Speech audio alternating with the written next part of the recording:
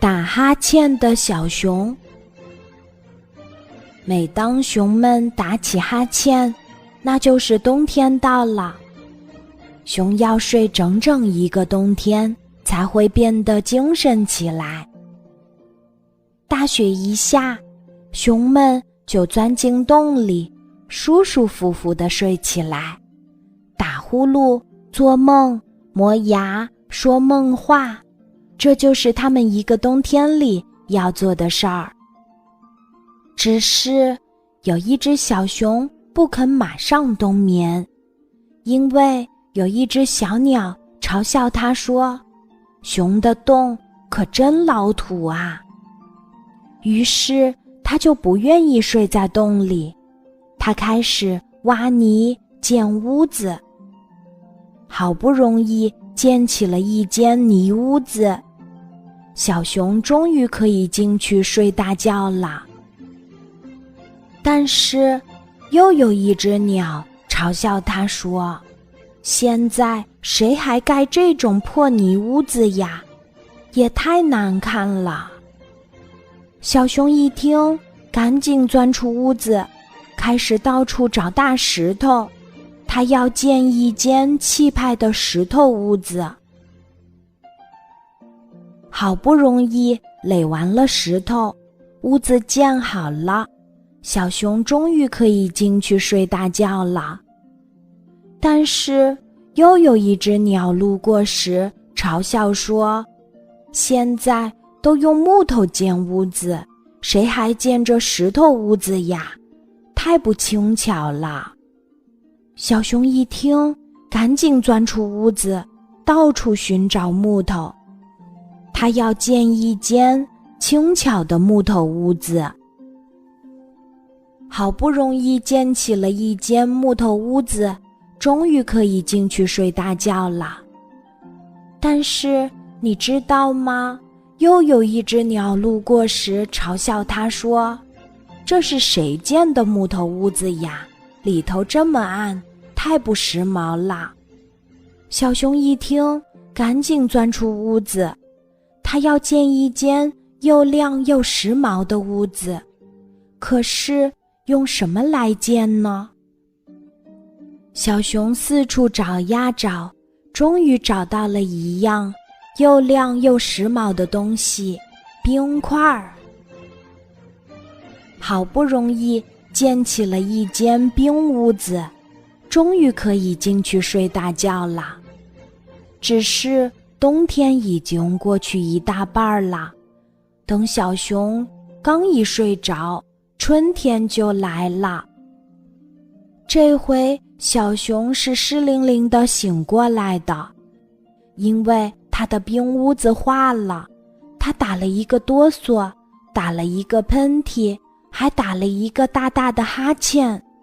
这个冬天他可实在没有睡好呀。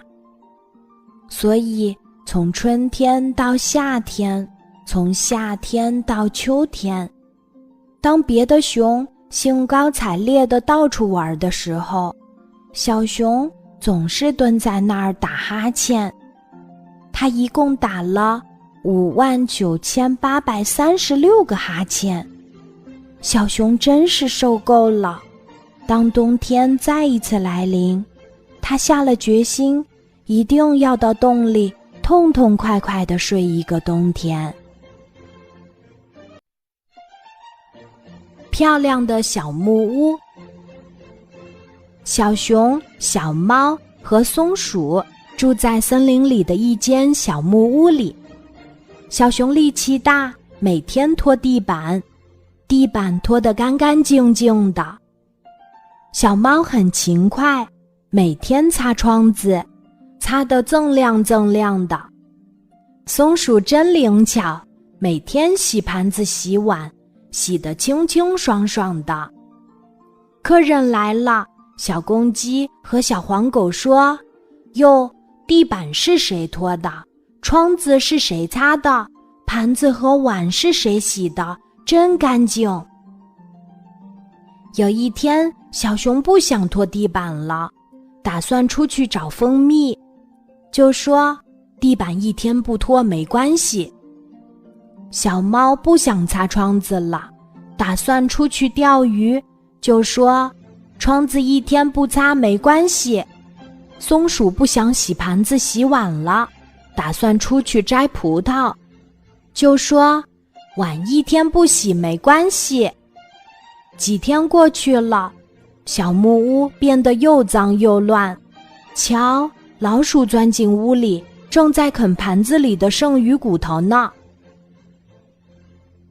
鹅妈妈走进了屋子，奇怪地说：“这小木屋怎么变得乱糟糟的？”说完，她穿上围裙，拿来水桶、拖把和抹布，忙着拖地板、擦桌子、洗盘子、洗碗。活儿都干完了，主人还没有回家呢。鹅妈妈轻轻带上门回去了。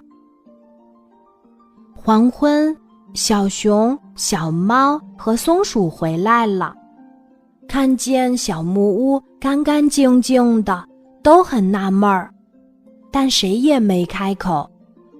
他们的晚饭开始了，小熊吃着蜂蜜，心想，可能是小猫帮我拖的地板。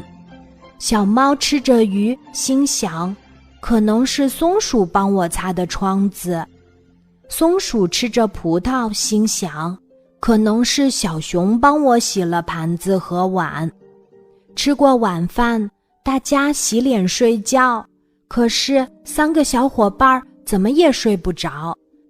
他们睁着眼睛，你瞧瞧我，我瞧瞧你，都觉得怪不好意思的。后来怎么样了呢？鹅妈妈的一次行动，让他们懂得，只有天天打扫，小木屋才能干净漂亮。啄木鸟嘟嘟。啄木鸟嘟嘟是个电视迷，动画片儿、连续剧看了一集又一集。时间久了，他的眼睛出了问题。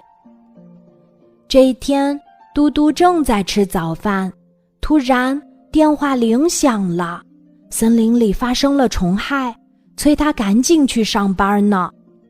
嘟嘟急急忙忙离开家，可刚飞出去不远，他就撞上了一样东西。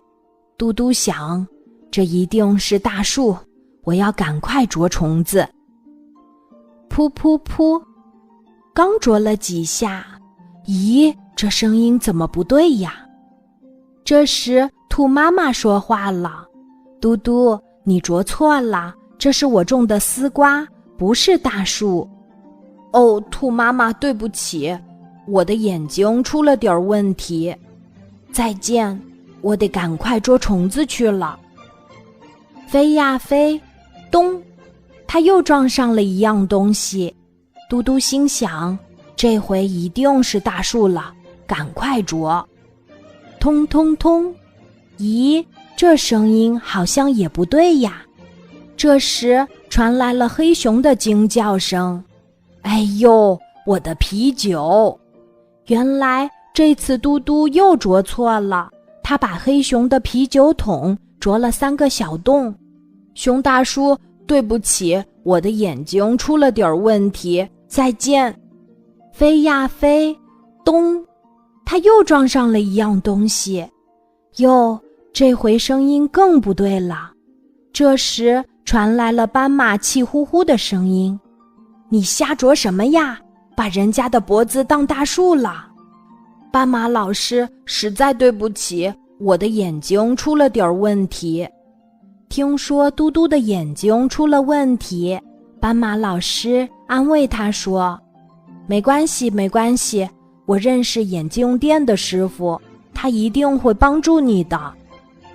后来嘟嘟戴上了眼镜，不过他非常怀念不戴眼镜的日子，因为戴着眼镜实在是太不方便了。飞得快一点嘛，怕眼镜掉下来；啄木时用力一点嘛，怕眼镜被震破；雨天雾天嘛，怕水汽模糊了眼睛。哎，有一双明亮的眼睛多好呀！现在啄木鸟嘟嘟常常这样想。一棵树上的2只鸟。茂密的大树上住着2只鸟，一只红鸟，一只蓝鸟。红鸟把窝建在高高的树杈中间，蓝鸟把窝建在低低的树杈中间。红鸟是位瘦瘦的诗人，他常常抬头看天空，被月亮和星星的美丽所感动，然后就会在树叶上写下许多诗。他打算以后出一本红鸟诗集。蓝鸟是位胖胖的美食家，他常常低头看地上，一眼就能看到草叶上的小虫，还能分辨出哪种小虫最美味。蓝鸟每天吃得饱饱的，睡得像爆米花那么香。日子一天天过去了，红鸟和蓝鸟对自己的生活开始感到乏味，他们决定换窝。于是红鸟住到了蓝鸟的窝里，蓝鸟住到了红鸟的窝里。红鸟离地面近了，能多捉一些小虫子，把肚子吃得饱饱的。蓝鸟离天空近了，一抬头就能看见美丽的月亮和星星了。可是红鸟发现，月亮和星星离自己那么遥远，它已经好多天没写诗了。红鸟真的发愁，不写诗能叫诗人吗？这样下去，我的红鸟诗集就泡汤了。红鸟觉得没有诗的日子一点儿也不快乐。蓝鸟现在看不清地面上的小虫，常常饿得肚子咕咕叫。他生气地对自己说，连肚子都填不饱，还叫什么美食家呀？蓝鸟瘦了好多。红鸟盯着自己原来的窝发呆，蓝鸟也盯着自己原来的窝发呆。他们一起说，我们换回来吧。红鸟又飞到了高高的树杈上，蓝鸟又飞到了低低的树杈上。红鸟又能看着月亮和星星写诗，做红鸟诗人了。蓝鸟又能吃得饱，睡得香了，像个真正的美食家。红鸟常把自己写的诗念给蓝鸟听，蓝鸟常把捉到的小虫子送给红鸟吃，他们觉得这样的生活真好呀。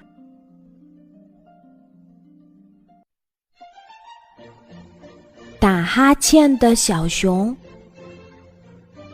每当熊们打起哈欠，那就是冬天到了。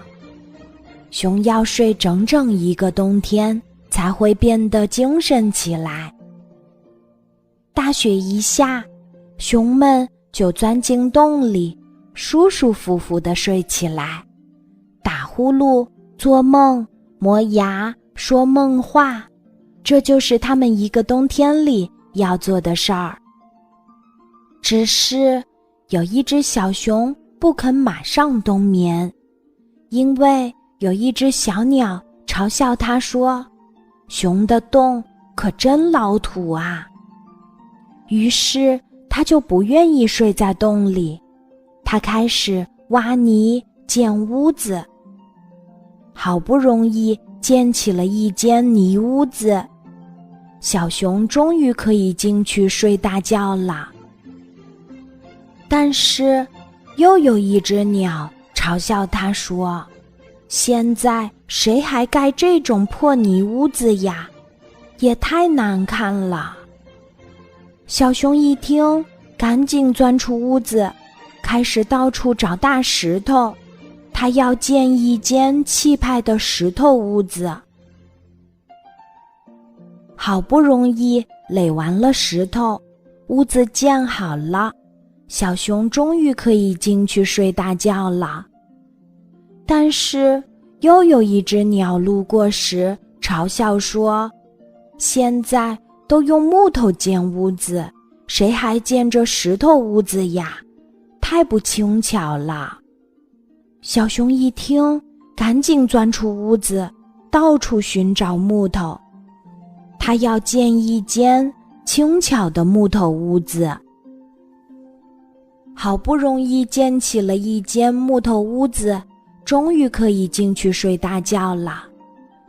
但是你知道吗？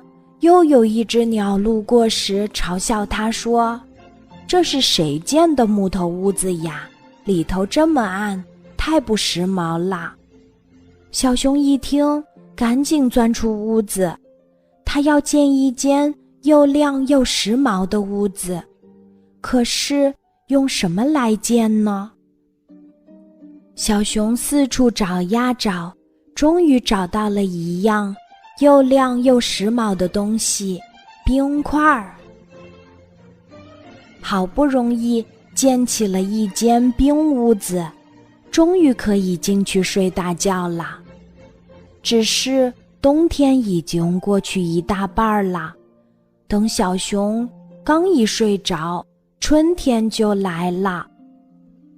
这回小熊是湿淋淋地醒过来的，因为他的冰屋子化了，他打了一个哆嗦，打了一个喷嚏，还打了一个大大的哈欠。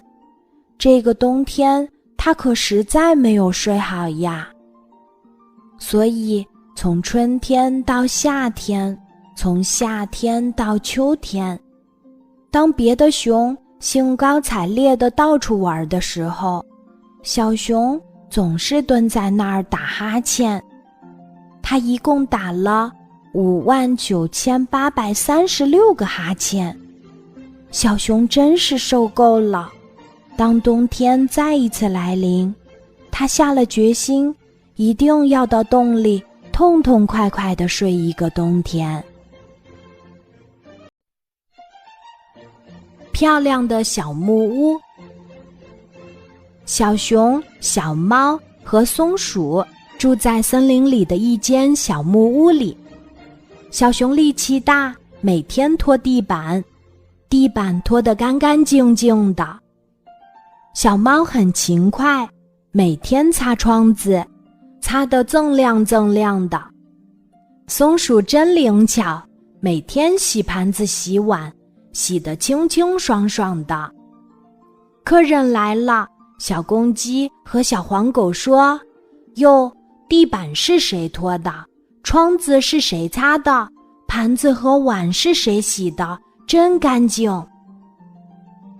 有一天，小熊不想拖地板了，打算出去找蜂蜜，就说：“地板一天不拖没关系。”小猫不想擦窗子了，打算出去钓鱼，就说：“窗子一天不擦没关系。”松鼠不想洗盘子洗碗了，打算出去摘葡萄，就说：“碗一天不洗没关系。”几天过去了，小木屋变得又脏又乱。瞧，老鼠钻进屋里，正在啃盘子里的剩余骨头呢。鹅妈妈走进了屋子，奇怪地说：“这小木屋怎么变得乱糟糟的？”说完，她穿上围裙，拿来水桶、拖把和抹布，忙着拖地板、擦桌子、洗盘子、洗碗。活儿都干完了，主人还没有回家呢。鹅妈妈轻轻带上门回去了。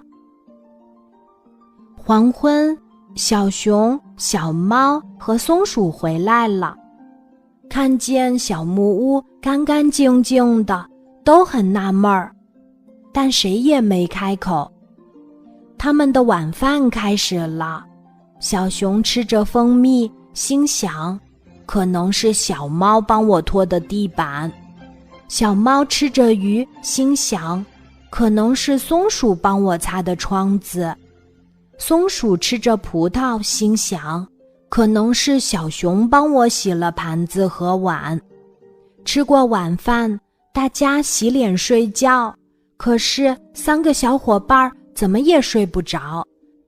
他们睁着眼睛，你瞧瞧我，我瞧瞧你，都觉得怪不好意思的。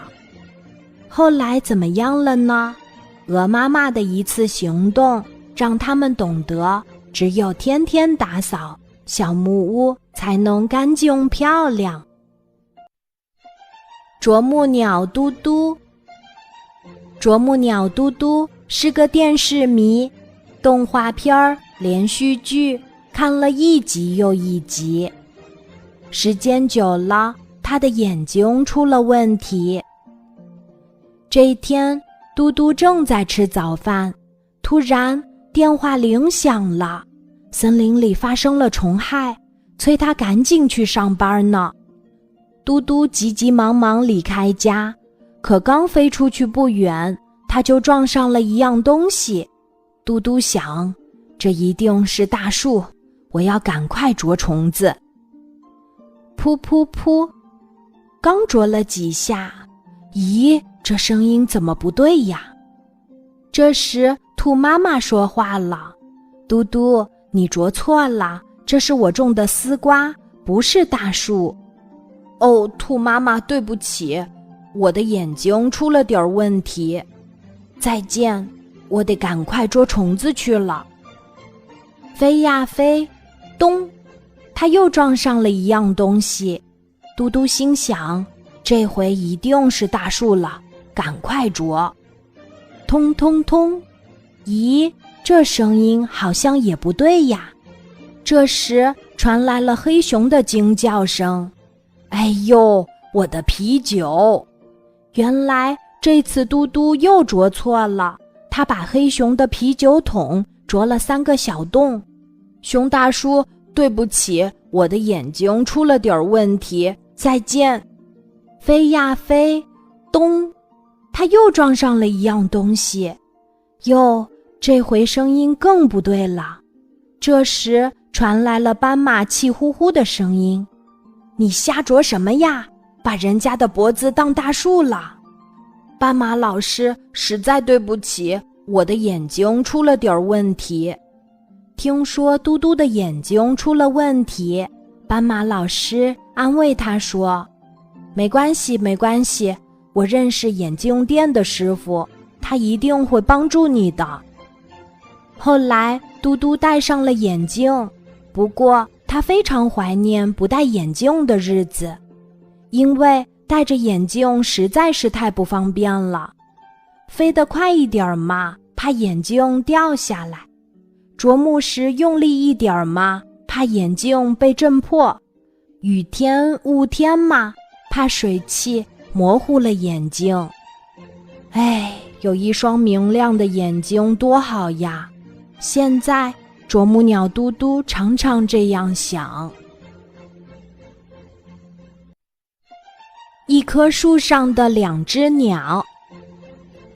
茂密的大树上住着2只鸟，一只红鸟，一只蓝鸟。红鸟把窝建在高高的树杈中间，蓝鸟把窝建在低低的树杈中间。红鸟是位瘦瘦的诗人，他常常抬头看天空，被月亮和星星的美丽所感动，然后就会在树叶上写下许多诗。他打算以后出一本红鸟诗集。蓝鸟是位胖胖的美食家，他常常低头看地上，一眼就能看到草叶上的小虫，还能分辨出哪种小虫最美味。蓝鸟每天吃得饱饱的，睡得像爆米花那么香。日子一天天过去了，红鸟和蓝鸟对自己的生活开始感到乏味，他们决定换窝。于是红鸟住到了蓝鸟的窝里，蓝鸟住到了红鸟的窝里。红鸟离地面近了，能多捉一些小虫子，把肚子吃得饱饱的。蓝鸟离天空近了，一抬头就能看见美丽的月亮和星星了。可是红鸟发现，月亮和星星离自己那么遥远，它已经好多天没写诗了。红鸟真的发愁，不写诗能叫诗人吗？这样下去，我的红鸟诗集就泡汤了。红鸟觉得没有诗的日子一点儿也不快乐。蓝鸟现在看不清地面上的小虫，常常饿得肚子咕咕叫。它生气地对自己说，连肚子都填不饱，还叫什么美食家呀？蓝鸟瘦了好多。红鸟盯着自己原来的窝发呆，蓝鸟也盯着自己原来的窝发呆。他们一起说，我们换回来吧。红鸟又飞到了高高的树杈上，蓝鸟又飞到了低低的树杈上。红鸟又能看着月亮和星星写诗，做红鸟诗人了。蓝鸟又能吃得饱，睡得香了，像个真正的美食家。红鸟常把自己写的诗念给蓝鸟听，蓝鸟常把捉到的小虫子送给红鸟吃。它们觉得这样的生活真好呀。